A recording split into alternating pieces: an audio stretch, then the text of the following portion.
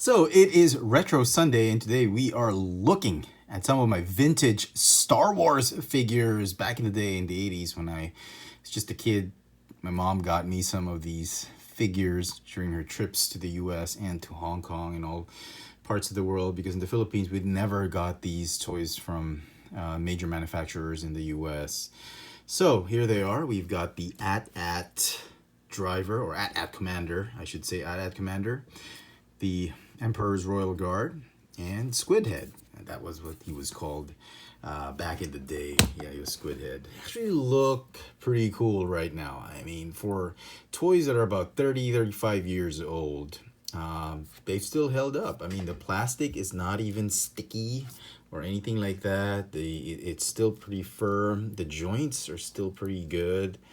I mean, sure, it's banged up here and there. It's got a lot of blemishes in here and there, but the figure still holds up. I mean, you could literally put this in a diorama and he would blend in with the other figures. And here's the Royal Guard. I love this figure primarily because of these soft goods on him. I actually called these, I don't know, when I was a kid, I called them felt cloth for some reason, because it felt like felt paper.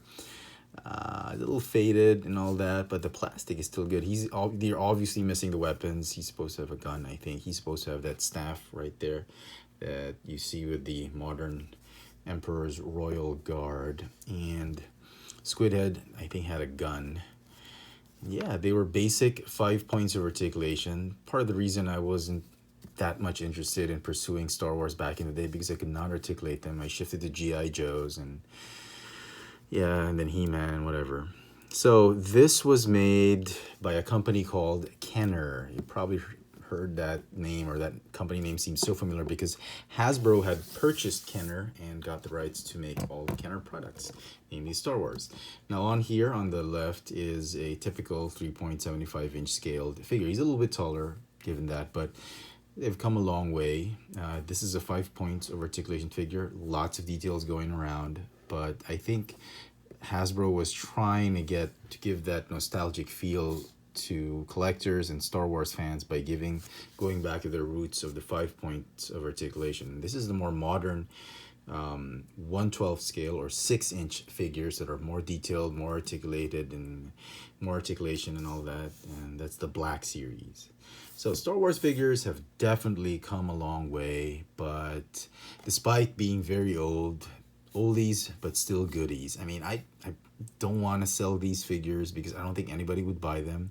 They have a lot of memories. I had a boatload of other Star Wars figures. I even had a Darth Vader figure back in the day. I just lost them all. Didn't know how to take care properly of the toys back in the day.